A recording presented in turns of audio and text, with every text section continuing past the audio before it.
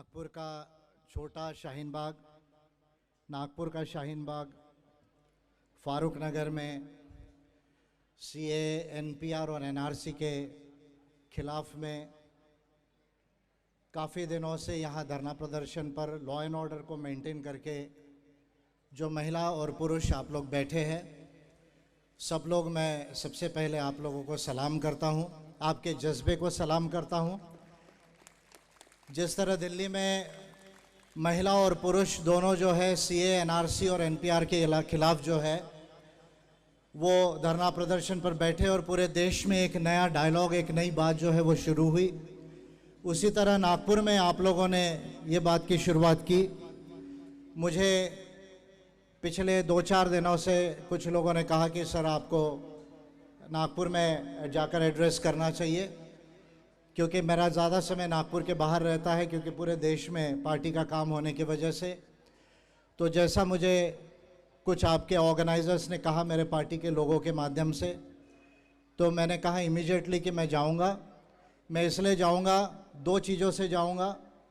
केवल इसलिए नहीं क्योंकि मैं नागपुर में जन्मा हूं, इसलिए मैं नागपुर के लोगों के बीच में हूं, तो आप लोग मेरे हैं, इसलिए आपके बीच में आना ये मेरा कर्तव्य बनता है, इसलिए मैं ज़रूर जाऊंगा। और सिर्फ इसलिए ही नहीं जाऊंगा कि ये नागपुर में जन आंदोलन हो रहा है, सिर्फ इसलिए भी मैं जाऊंगा क्योंकि हमारे देश के रंगावर बिरला, मोदी और अमित शाह जो है और उनकी पूरी सरकार को मेरा ये चैलेंज है कि आप ये जो लॉ बना रहे हैं वो लॉ संविधान सम्मत नहीं है, वो मानवाधिकार सम्मत नहीं है। ये कानून जो है वो संविधान का वायलेशन करता है, ये ह्यूमन राइट्स का वायलेशन करता है, और जहाँ जहाँ भी ह्यूमन राइट्स का वायलेशन हो, संविधान का वायलेशन हो, वहाँ हर नागरिक जो ह्यूमन राइट्स और संविधान की बात को अग्रसर करना चाहता है, उनकी ये जिम्मेदारी बनती है कि वो जाए, वो लोगों को बताए और लोगों को जागरूक करे और लोगों के मानव अधिकारों को सुनिश्चित करे। इसलिए मैं आप लोगों के बीच में आज यहाँ पर हूँ। ये दूसरी महत्वपूर्ण बात है। ये बीजेपी के लोग, ये आरएसएस के लोग, बीजेपी के लोग, ये इन्हें ऐसा समझता है, इन्हें ऐसा लगता है कि ये लोगों को ज़्यादा अकल है, ऐसा इनको लगता है। और इसलिए जब सीए, एनपीआर, एनआरसी के खिलाफ जब देश की महिलाएं और पुरुष जब उन्होंने अपना लीगल प्रोटेस्ट जारी किया, तो मोदी प्रणीत जो मीडिया है वो हरदम इस बात को कहते रही, किस बात को कहते रही कि भाई आपको सीए का फुल फॉर्म मालूम है तो बताइए, आपको एनपीआर का फुल फॉर्म मालूम है तो बताइए, आपको एनआरसी का फुल फॉर्म मालूम है तो बताइए, आप उसके कौन से सेक्शन के कौन से क्लॉज में क्या बात ऑब्जेक्शनेबल है, इस बात को बताइए। और मीडिया के लोग कम पढ़े लिखे लोगों के आगे जाकर कैमरा लेकर ये दिखाते थे टीवी पर, और बाद में जो कम पढ़े लिखे लोग हैं वो सीए का फुल फॉर्म नहीं बता पाते, एनपीआर का, एनआरसी का फुल फॉर्म नहीं बता पाते, इसके लीगल और कॉन्स्टिट्यूशनल एस्पेक्ट्स को, जो संवैधानिक पहलू है उसको नहीं बता पाते। तो बीजेपी प्रणीत ये जो मीडिया ये कहती थी कि भाई देखो जो लोग आंदोलन कर रहे हैं उन्हें यही नहीं मालूम कि वो आंदोलन किस लिए कर रहे हैं। तो इसलिए मैं भारत का सबसे पढ़ा लिखा लीडर होने के नाते आज मोदी और शाह को आपके माध्यम से कुछ दिखाना चाहूँगा, कैमरे के माध्यम से। यह है मेरे पास में कॉन्स्टिट्यूशन ऑफ इंडिया का कॉपी, इसको आप अच्छे से देख लीजिए। ये आपके पार्लियामेंट और भारत सरकार के हर मिनिस्ट्री में होता है। मेरे पास में मानव अधिकारों के इंटरनेशनल लॉ का टॉप मोस्ट बुक्स है, ये मैं आपको दिखा रहा हूँ। ये मोदी शाह को बता रहा हूँ, उनकी गवर्नमेंट को बता रहा हूँ, आप लोग भी देखिए, क्योंकि मानव अधिकार और संविधान सब नागरिकों के लिए जरूरी होता है।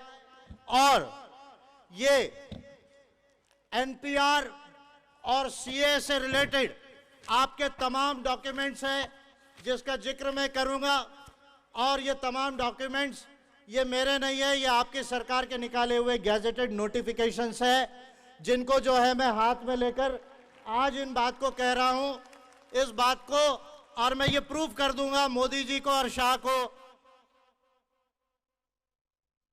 कोई दिक्कत नहीं। आपका ये जो कानून है आपका जो कानून जो है वो संविधान सम्मत नहीं है, आपका ये जो कानून है वो मानव अधिकार सम्मत नहीं है।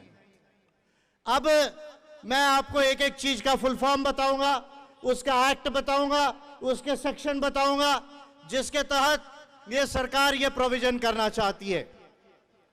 सीए का फुल फॉर्म होता है सिटीजनशिप अमेंडमेंट एक्ट, जो दिसंबर 2019 में पार्लियामेंट ने किया, जो बेसिकली द सिटीजनशिप एक्ट 1955 1955 में जो नागरिकता का कानून बना, उसको हमारी संसद ने पिछले साल दिसंबर में संशोधन किया, अमेंड किया। ये सीए का फुल फॉर्म होता है। एनपीआर का फुल फॉर्म होता है national population register, NPR. NRC का फुल फॉर्म होता है national register of Indian citizens, national register of Indian citizens. अब एनआरसी और एनपीआर, एनआरसी और एनपीआर द सिटीजनशिप एक्ट 1955 यानी 1955 का जो नागरिकता का कानून है, उस नागरिकता के कानून के तहत और 2003 के रूल्स जो वाजपेयी सरकार ने लाए थे, the registration of citizenship and the issuance of citizenship identity card rules 2003, ये दो कानून जो संसद ने बनाए, जो सिटीजनशिप एक्ट नागरिकता का कानून 1955 का था, उसको 2003 में वाजपेयी सरकार ने अमेंड किया। मनमोहन सिंह की सरकार ने दो महत्वपूर्ण section, section 14A and section 18 यानी धारा 14A और धारा 18, यह मनमोहन सिंह जी की सरकार ने दिसंबर 2004 को अमेंडमेंट कर लाया और उसके तहत अब एनपीआर और एनआरसी का प्रोविजन इस देश के अंदर संसद ने संविधान के पार्ट 2 आर्टिकल 5 से लेके आर्टिकल 11 तक जो भारत के संविधान में प्रोविजंस है, उसके आधार पर ये कानून को पार्लियामेंट ने बनाया। पहले बीजेपी की गवर्नमेंट ने इसको गलत कानून बनाया, दूसरा कांग्रेस की गवर्नमेंट मनमोहन सिंह जी के पीरियड में उन्होंने दूसरा अमेंडमेंट किया। और शायद आप लोगों को यह मालूम होना चाहिए कि 2010 में भी एनपीआर हुआ। 2006 से लेकर 2009 तक देश के 13 जिलों के अंदर 12 राज्यों में मुस्लिम बाहुल जिलों के अंदर एक सर्वे कांग्रेस गवर्नमेंट ने किया एनपीआर का, जो वाजपेयी सरकार ने जाते जाते नोटिफिकेशन निकाला था। उसके इंप्लीमेंटेशन पर मनमोहन सिंह जी की सरकार ने मार्च 2006 से लेकर लगभग दिसंबर 2009 तक जो है एक सर्वे किया, ये देखने के लिए कि whether we can carry the national population register in India, क्या भारत में एनपीआर किया जा सकता है या नहीं किया जा सकता। इसका पायलट 13 डिस्ट्रिक्ट्स के अंदर 12 स्टेट्स के अंदर हुआ 2006 से लेकर 2009 तक। बाद में मनमोहन सिंह जी की सरकार ने नेशनल पॉपुलेशन रजिस्टर एनपीआर को क्लोज किया। क्यों क्लोज किया, क्या कारण था? सबसे प्रमुख कारण यह था क्योंकि मनमोहन सिंह जी की सरकार को यह ध्यान में आया कि भारत के काफी लोगों के पास, केवल मुस्लिम्स के पास नहीं, ये एनपीआर एनआरसी यदि होता है तो मैं भारत के तमाम लोगों को बताना चाहता हूं, क्योंकि ये टेलीविजन वाले हैं और सोशल मीडिया पे लाखों लोग मेरा वीडियो सुनते हैं, इसलिए आज आप लोगों ने मुझे मौका दिया, नागपुर से मौका दिया, लेकिन ये आवाज केवल फारूक नगर में नहीं रुकेगी, ये आवाज पूरी दिल्ली में जाएगी और जरूरत पड़ेगी तो दुनिया तक भी आवाज जा सकती है। ये नेटवर्क जो है हमारा है, इसलिए मैं ज्यादा स्पष्ट बोल रहा हूं, क्योंकि 1 अप्रैल से एनपीआर शुरू होने वाला है देश में। इसलिए मैं मोदी और अमित शाह को चैलेंज कर रहा हूं, और मेरा चैलेंज, मैं तो उनको 2014 से चैलेंज कर रहा हूं, मोदी को और शाह को। अभी भी मैंने कहा था, जब शाह ने कहा था, गृह मंत्री जी ने कहा था कि भाई ह्यूमन राइट्स के जितने चैंपियन है, मानवाधिकारियों के चैंपियन है, तो मुझसे खुली चर्चा के लिए आए। मैंने लखनऊ में जो है उन्होंने चैलेंज किया मैंने जैसे उनका वीडियो वायरल हुआ, मैंने 3 दिन के अंदर ये बात कही अमित शाह जी को कि अमित शाह जी, आपसे कोई खुली चर्चा लाइव डिबेट टेलीविजन पर करने को तैयार हो या ना हो, लेकिन विजय मानकर तैयार है। आप जगह डिसाइड कीजिए, टीवी डिसाइड कीजिए, समय डिसाइड कीजिए, और यदि आप अकेले डिबेट करने में असक्षम हो तो पूरे नागपुर के काली टोपी वालों को भी साथ में लेकर आइए, सबको साथ में लेकर आइए। शर्त मेरी एक है कि डिबेट लाइव होगा, नो कट, नो एडिटिंग, कोई जो है बीच में कैमरे में गड़बड़ नहीं होगी, और एक ही बार भारत के 135 करोड़ लोगों को देख लेने दो और डिसाइड करने लो कि आप जो कर रहे वो संविधान सम्मत है, मानवाधिकार सम्मत है या नहीं है। लेकिन मैं जानता हूं कि ये 56 इंच का सीना नहीं है, मैं जानता हूं ये 56 इंच का सीना ये आरएसएस वालों की हवा डाल डाल के फुगाया गया है, ये बात मैं जानता हूं अच्छे से। और सीना यदि इनका 56 इंच का भी हो तो भी ये बात मैं जानता हूं कि मोदी जी, आपका सीना यदि 56 इंच का भी हो तो आपका दिमाग 0 इंच का है, आपका दिमाग 0 इंच का है, मैं जानता हूं। इसलिए बीजेपी के लोग, आरएसएस के लोग, विजय मानकर पूरे देश में बोलता है, पूरे देश में जाता है, लेकिन आज तक एक बीजेपी का माई का लाल नहीं आया जो मुझे चैलेंज कर सके ओपन डिबेट। तो इसलिए ये बात मैं आपको कह रहा हूं। जो लोग कहते हैं, अमित शाह जी कहते हैं कि आप क्यों आंदोलन कर रहे हैं, आप क्यों आंदोलन कर रहे हैं, अरे भाई एनआरसी तो हमने लाया नहीं, एनआरसी तो हमने लाया नहीं, यही तो कह रहे हैं अमित शाह जी। मैं अमित शाह जी से ये कह रहा हूं, मैं अमित शाह जी से ये कह रहा हूं, फिर मोदी जी ने कहा, कल रविशंकर प्रसाद लॉ मिनिस्टर ने कहा कि there is no issue of taking back the CA back, यार हम किसी भी तरह से सिटीजनशिप अमेंडमेंट एक्ट को वापस नहीं लेंगे। आप कहते हैं कि पाकिस्तान, अफगानिस्तान, बांग्लादेश से जो भी रेफ्यूजी वहां से तकलीफ होकर भारत में आए, तो चाहे वो हिंदू हो, चाहे बुद्धिस्ट हो, चाहे क्रिश्चियन हो, चाहे सिख हो, वो तो भारत का नागरिक बन सकता है। लेकिन आपका सेक्शन 2 ऑफ सीए एक्ट ये कहता है कि कोई मुस्लिम जो है वो नागरिक पाकिस्तान, बांग्लादेश या कहीं अफगानिस्तान से आएगा, तो कोई मुस्लिम चाहे उसके साथ कुछ भी हो जाए तो उसको भारत की नागरिकता नहीं दी जाएगी। पॉइंट नंबर 1, मैं आपसे कह रहा हूं कि आपका अमेंडेड सीए एक्ट केवल मुस्लिम्स को ही भारत में जो रेफ्यूजी है उनको नागरिकता नहीं नकारता है, वो और लोगों को भी नकारता है। किसको नकारता है? जो लोग आदिवासी धम्म को मानते हैं, आदिवासी की प्राकृतिक बिलीफ को मानते हैं, जिसको इंडिजिनियस बिलीफ्स कहा जाता है, उनको सीए का अमेंडेड एक्ट नकारता है। जो लोग ये धर्मों को छोड़कर बाकी धर्मों को मानते होंगे बॉर्डर पर, उनको ये एक्ट नकारता है। जो लोग ईश्वर को मानते हो, ना मानते हो, ऐसे भी लोग हैं जो ईश्वर को नहीं मानते, उनको भी ये एक्ट नकारता है। और जो लोग किसी भी धर्म को नहीं मानते, उनको भी ये सीए का एक्ट भारत का नागरिक बनने से प्रताड़ित जो है रोकता है, यदि वो पाकिस्तान, अफगानिस्तान और बांग्लादेश से आए हो। तो हमारे संविधान में जो नागरिकता है, नागरिकता 2 तरह की होती है। क्या होती है? एक को कहा जाता है सिविक सिटीजनशिप, दूसरे को कहा जाता है एथनिक सिटीजनशिप। यानी एक मिलती है केवल आप नागरिक हो, कौन से प्रदेश में आप जन्मे हो, धर्म में जन्मे हो या धर्म को नहीं मानते हो उसमें जन्मे हो, आप जिस मिट्टी में जन्मते हो वहां का नागरिक होना यह आपका अधिकार होता है, या बाकी लीगल प्रोसेस अगर आप अप्लाई करो तो आप नागरिक बन सकते हो। एक नागरिकता होती है सिविक नागरिकता, दूसरी नागरिकता होती है एथनिक नागरिकता।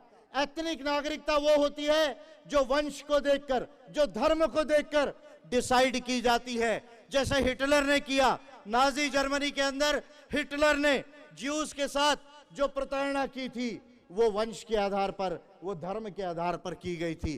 तो 2 तरह की नागरिकता होती है। हमारा संविधान और अब दुनिया में पूरे मानवाधिकार इस बात को मानते हैं। किस बात को मानते हैं? कि आप एथनिक सिटीजनशिप नहीं दे सकते, आपको नागरिक कहीं का भी हो, किसी भी धर्म का हो, उसको जो है आपको नागरिकता देनी चाहिए अगर वो उस देश का रहवासी हो। तो मोदी जी और अमित शाह की सरकार ये कह रही है कि आप डेमोन्स्ट्रेशन क्यों कर रहे हैं, डेमोन्स्ट्रेशन क्यों कर रहे हैं, क्योंकि एनआरसी तो आ नहीं रहा है। मैं ये स्पष्ट कह रहा हूं कि एनपीआर, नेशनल पॉपुलेशन रजिस्टर, ये एनआरसी की पहली स्टेप है, ये एनआरसी की पहली स्टेप है। और क्यों पहली स्टेप है उसको मैं आपको स्पष्ट कर रहा हूं। जो रूल्स 2003 है उसका रूल 3, सब रूल 4, सब रूल 5 और रूल 4, सब रूल 3, सब रूल 4, इसके तहत एनपीआर में लिया गया डेटा, नेशनल पॉपुलेशन रजिस्टर में लिया गया डेटा, ये एनआरसी के लिए ही होता है और किसी चीज के लिए नहीं होता है। वो एनआरसी के लिए एनपीआर किया जाता है। ये बात मैं स्पष्ट कर रहा हूं आप लोगों को, आपके लॉ को कोट करते हुए कह रहा हूं। अब ये कहते हैं आपको क्यों डर रहे, एनआरसी नहीं आ रहा है, तो मैं मोदी जी से कह रहा हूं, आपकी सरकार से। आप एक कहते हो, गृह मंत्री एक कहते हैं, लॉ मिनिस्टर तीसरी बात करते हैं, और कोई आता है चौथा मिनिस्टर कोई और बात करता है। तो ये 10 मुंहों वाला सांप है बीजेपी सरकार, ये 10 मुंहों वाला सांप है। ये इसका एक मुंह नहीं है, इसके 10 मुंह है। कभी कुछ बोलेगा, कभी कुछ बोलेगा, फिर कुछ बोलेगा, फिर कुछ बोलेगा, फिर कुछ बोलेगा। तो इसलिए मैंने इनको कहा कि ये हिटलर और गोबेल्स की जोड़ी है, ये हिटलर और गोबेल्स की जोड़ी है। जिन्होंने नाजिज्म का हिस्ट्री पढ़ा हुआ है, नाजियों का, फाजियों का हिस्ट्री पढ़ा है, तो हिटलर जो है, हिटलर का सबसे इंपॉर्टेंट जो कमांडर था वो हथियार उठाने वाला नहीं था। वो कौन था? वो गोबेल्स था। कौन था गोबेल्स? गोबेल्स वो था जो हथियार चलाने में एक्सपर्ट नहीं था, जंग लड़ने में एक्सपर्ट नहीं था, वो झूठ तंत्र को फैलाने में एक्सपर्ट था, वो झूठ तंत्र को फैलाने में एक्सपर्ट था। और अगर आप हिस्ट्री पढ़ेंगे कभी दूसरे विश्व युद्ध की समय मिलेगा तो आपको ये समझ जाएगा कि जर्मनी ने आधे देशों को बगैर युद्ध लड़े केवल अफवाह के बेस पर ही जो है वो जीता है। तो मुझे उस दिन आवाज टीवी वाले शायद थे, उनके एंकर ने मुझे पूछा कि सर ये लोग ऐसा ऐसा कह रहे हैं, क्या इन पर भरोसा करना चाहिए? तो मैंने कहा कि मोदी और शाह के ऊपर चाहे वो पार्लियामेंट में भी बोले तो भी भरोसा करने की जरूरत नहीं। मैं नई बात बोल रहा हूं आप लोगों को। यदि वो पार्लियामेंट में भी बोले तो भी भरोसा करने की जरूरत नहीं है। क्यों जरूरत नहीं है? क्योंकि मैं संविधान का स्कॉलर हूं, मानव अधिकारों का स्कॉलर हूं। संविधान हमारा अच्छा है, लेकिन संविधान परिपूर्ण नहीं है। ये बात एक बात मैं कह रहा हूं। क्यों? क्योंकि एक बार चुन कर यदि आ जाए तो हम चुन कर आने के बाद अपने प्राइम मिनिस्टर को, अपने मिनिस्टर को हटा नहीं सकते। ऐसा कोई प्रोविजन हमारे कॉन्स्टिट्यूशन में नहीं है कि इलेक्टेड गवर्नमेंट अगर मेजॉरिटी में हो और अगर उसका मिनिस्टर या प्राइम मिनिस्टर या गवर्नर या राष्ट्रपति यदि संविधान का वायलेशन भी कर ले तो उसको हटाने का कोई प्रोविजन हमारे संविधान में नहीं है। इंपीचमेंट का प्रोविजन है, वो केवल जजेस के लिए और केवल प्रेसिडेंट ऑफ इंडिया के लिए है। लेकिन हमारे भारत का 70 साल का संसदीय इतिहास इस बात को कहता है कि आज तक एक भी राष्ट्रपति को और एक भी जज को जो है हमारी संसद ने इम्पीच नहीं किया, महाभियोग नहीं किया। उसका कारण यह है कि एक हाई कोर्ट का जज भी यदि वो उसका अगर इम्पीचमेंट करना हो, महाभियोग करना हो, तो 100 मेंबर पार्लियामेंट की सिग्नेचर लगती है लोकसभा की और 50 की सिग्नेचर लगती है राज्यसभा की। केवल इस बात को, इम्पीचमेंट मोशन को मूव करने के लिए, इम्पीचमेंट कंप्लीट नहीं होता उससे, केवल इम्पीचमेंट का प्रस्ताव लाने के लिए 100 और 50 एमपी की जरूरत होती है साइन करने की। पूरा दक्षिण भारत मिलकर भी राष्ट्रपति और जज को नहीं हटा सकता क्योंकि उसके पास 100 एमपी नहीं होते हैं लोकसभा के अंदर में। तो ये कुछ जटिल प्रश्न है जिस पर मैं आज डिटेल नहीं कहूंगा, तो इसलिए मैं आपको छोटी छोटी बात बता रहा हूं कि आज हम देख रहे हैं, हम सुप्रीम कोर्ट का रिस्पेक्ट करते हैं, लेकिन हमने क्या देखा कि सुप्रीम कोर्ट ऑफ इंडिया के जजेस ने जब 370 हटाई गई उसको इमरजेंसी नहीं मानी, इंटरनेट बंद कर दिया, स्कूल बंद कर दिया। जम्मू कश्मीर में उसको इमरजेंसी नहीं मानी। सीए का एक्ट हो गया, उसको इमरजेंसी नहीं मानी।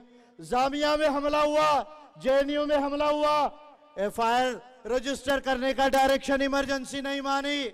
और कल दिल्ली हाई कोर्ट के एक जज को जो है इमीडिएट तबादला कराया गया। क्यों किया गया? मेरे बोलने की जरूरत नहीं, आपकी तालियां जम से बजाओ, सुप्रीम कोर्ट तक जाएगी। मैं बोल के बुराई क्यों लूं? देश की जनता जानती है, न्यायालय के लोग सुन ले कि जब एक शेम कह रहे, सही में शर्म की बात है। जिस जज ने कहा कि दिल्ली जल रही है और नीरो बांसुरी अहमदाबाद में बजा रहे हैं, रोम जल रहा था, नीरो बांसुरी बजा रहे थे, उस तरह मोदी और अमित शाह डोनाल्ड ट्रंप की मेहमान नवाजी में अहमदाबाद में बांसुरी बजाते रहे। दिल्ली में लोग मरते रहे और गृह मंत्री ने उफ तक नहीं किया। फिर गुजरात मॉडल का मिनी मॉडल फिर से हो सकता है या नहीं हो सकता है, यह करने की कोशिश की गई। जो जज ने कहा कि जिन लोगों ने भड़काने वाले भाषण दिए उनके ऊपर एफआईआर रजिस्टर 24 घंटे में करो, उस जज का तबादला हुआ, नए जज आ गए और वो कहते 1 महीने में किया तो भी चलेगा। वारे अंधा कानून, वारे अंधा कानून क्या कहे। हम कहेंगे तो आप कहोगे कंटेम्प्ट ऑफ कोर्ट कर देंगे, आपको 131 में कंटेम्प्ट ऑफ कोर्ट कर देंगे। इसलिए हम थोड़ा कम बोलते हैं, लेकिन देश की जनता समझ रही है, तो ये जटिल बात है। मैं क्यों कह रहा हूं? मोदी और शाह यदि पार्लियामेंट में भी कहे तो उनकी बात को नहीं मानना है। इसलिए नहीं मानना है क्योंकि मंत्री यदि संसद में भी झूठ बोलता है तो हमारे संविधान में ऐसा कोई प्रोविजन नहीं है, रूल्स ऑफ हाउस में ऐसा कोई प्रोविजन नहीं है कि उस मंत्री को हटाया जा सकता है। इसलिए मंत्री संसद में भी झूठ बोल के कल बोल सकता है कि नहीं, हमने कोई और कारणों के वजह से उसको बदल दिया। इसलिए मैं मोदी जी की सरकार से यह कह रहा हूं की आप 1 तारीख से एनपीआर कर रहे आणि उद्धव ठाकरेंना मला असं बोलावंसं वाटतो, थोडं महाराष्ट्रामध्ये आलो म्हणून मराठीत बोलतोय। उद्धव ठाकरे, तुम्ही सरकार बदलली, तुम्ही राष्ट्रवादी आणि काँग्रेस बरोबर गेलेत, खूप चांगला झाला। तुम्ही कलर बदलला, तुम्ही कलर बदलला, राज ठाकरेंनी सुद्धा कलर बदलला। पॉलिटिकल कॉन्ट्रॅक्ट चेंज झाला, कलर चेंज झाला। पण उद्धवजी, कमीत कमी महाराष्ट्राच्या लोकांना तुम्ही अक्कल आम्हाला शिकवू नका। तुम्ही आम्हाला म्हणता की आम्ही 1 एप्रिल पासून एनपीआर आणणार, तुम्ही कायदा तपासून पहा।